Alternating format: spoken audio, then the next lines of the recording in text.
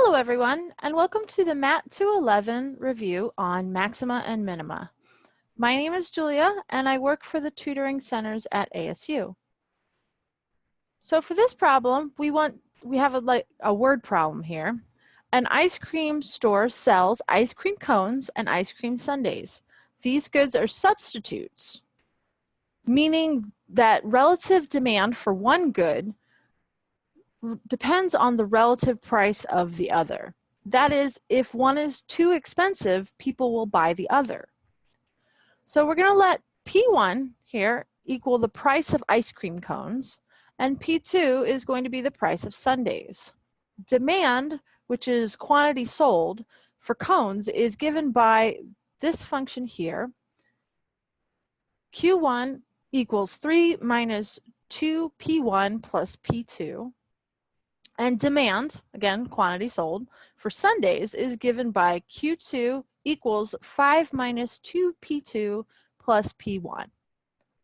So we want to find the price of cones, P1, and the price of sundaes, P2, which maximizes the revenue for the store.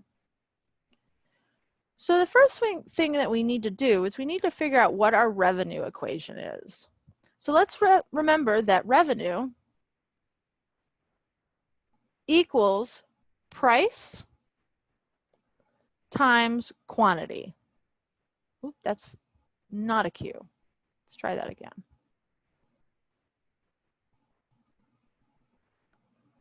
Quantity. There we go. All right. So first, let's figure out what our revenue due to our ice cream cones is.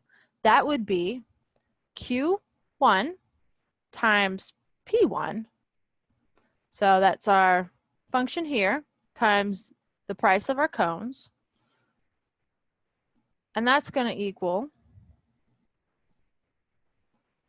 3 minus 2P1 plus P2 times P1. If we multiply this out, we see that this is 3P1 minus 2P1 squared plus P1 times P2. Okay?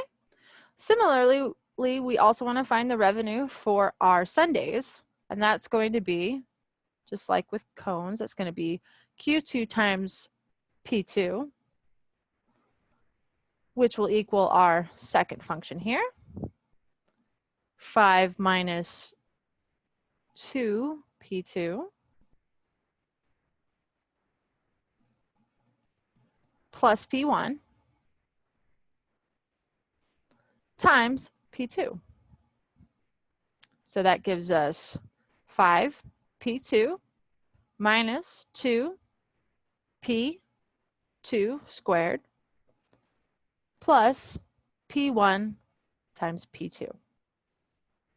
So our total revenue here, which we'll call R, and that's going to be a function of P1 and P2, is going to equal the sum of Q1 times P1 plus Q2 times P2, which is these two functions here. So let me erase this, make myself a little space here. That gives us 3P1 minus 2P squared plus P1 P2 plus 5P2 minus 2P2 squared plus P1 P2. And if we simplify this out, just combine some like terms and do a little bit of rearranging, we'll find that our total function here is negative 2P1 squared minus 2P2 squared plus 3P1 plus 5P2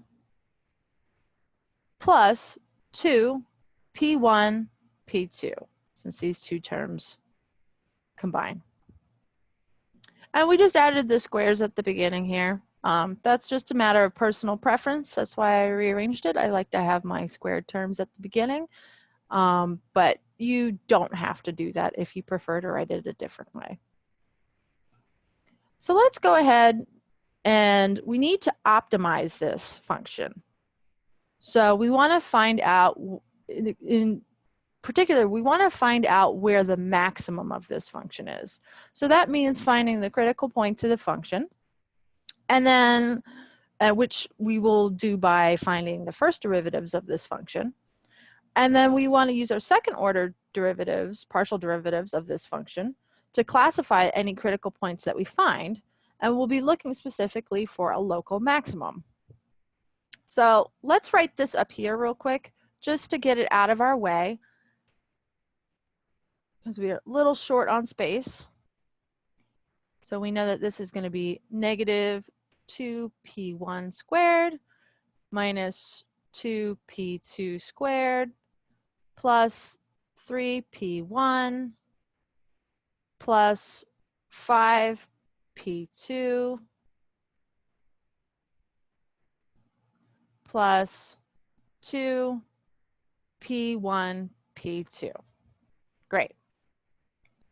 Make some space here. We'll find our first order partial derivatives. So R with respect to P1 here, if we take that derivative, so just the derivative looking at the variable P1 here, this gives us negative 4 P1 for our first term. Our second term goes away because there's no P1s. Then we've got plus 3. And then that goes away as well. And then we've got plus 2p2. Similarly, R of P2 here is negative 4 P2 plus 5 plus 2p1. Let's also go ahead and take our second order partial derivatives just so that we have them already.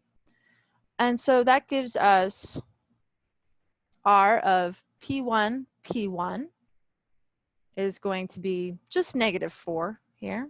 So if we look at over here, the only part of this function, the only term in this function that has a P1 in it is the first term. So our R of P2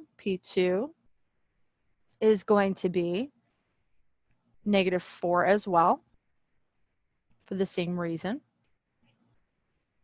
And then our R of P1, which equals our R of P2, P1, and feel free to verify this at home, is just going to equal 2.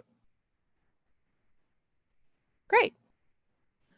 So now that we've got all of our derivatives out of the way, let's start by looking at our first order derivatives to find our critical points. So this means setting both of these equations equal to 0. So that gives us the system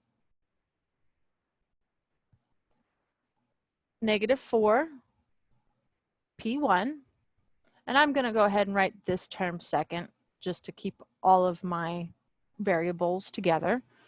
Again, personal preference, but I like to have the just values at the end. Plus 2 P2 plus 3 equals 0. And we're going to also have,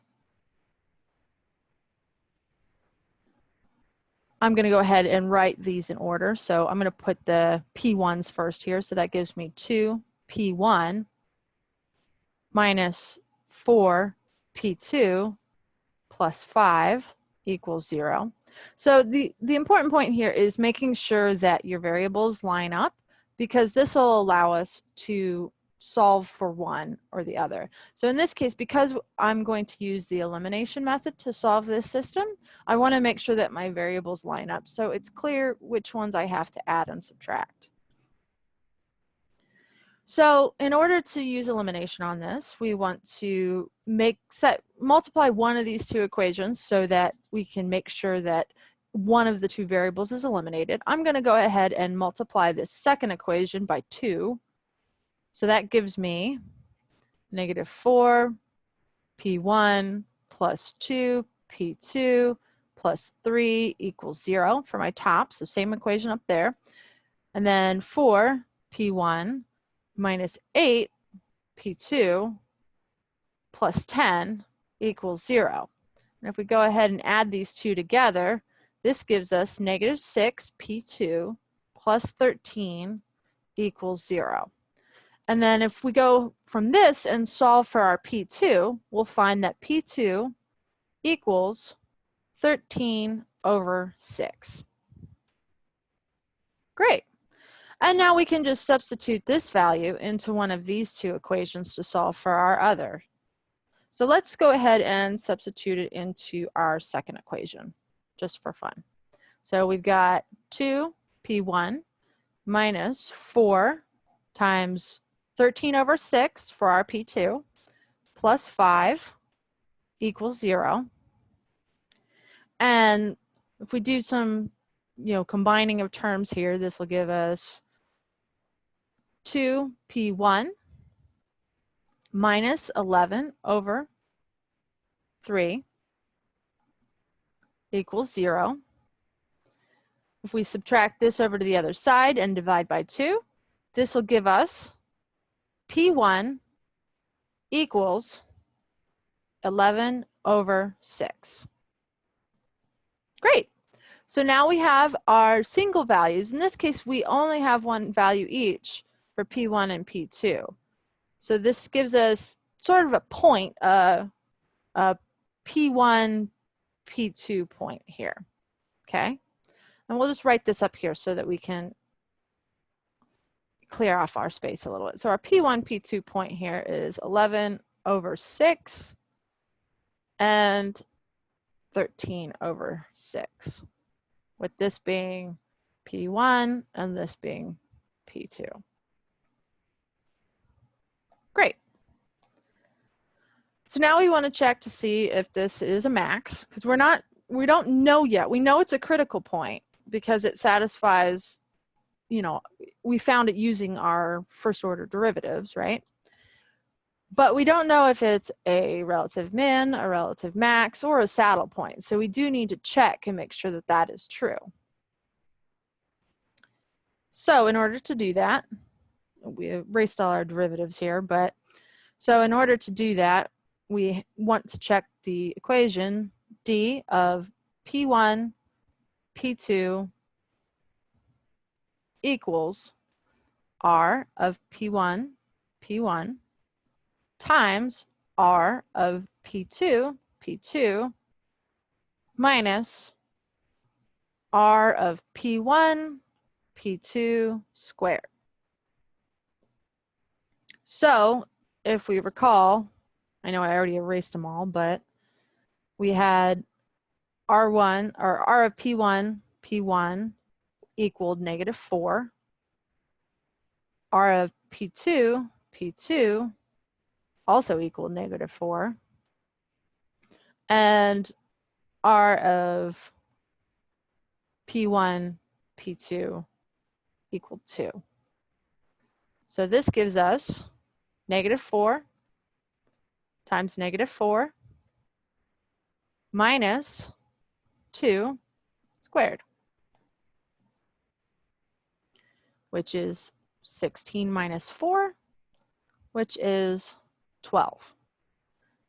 So since 12 is greater than 0, we know that this is going to be either a relative min or a relative max. So whenever D of P1, P2 is greater than 0, it's either a relative min or a relative max.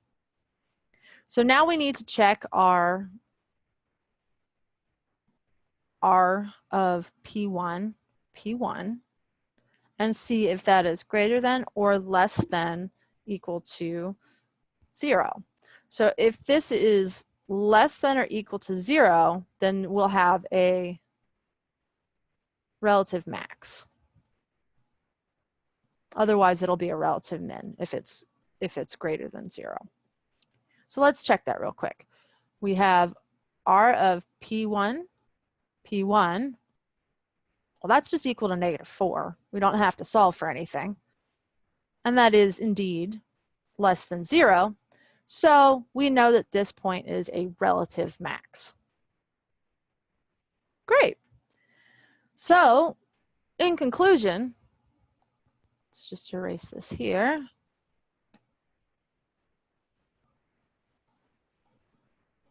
We know that in order to maximize the revenue for our store, we want to set the price of ice cream cones at P1 equals 13 or 11 over $6, whatever that is fractionally. And then we also want to set our price of sundaes, P2, at 13 over 6. So that is our answer.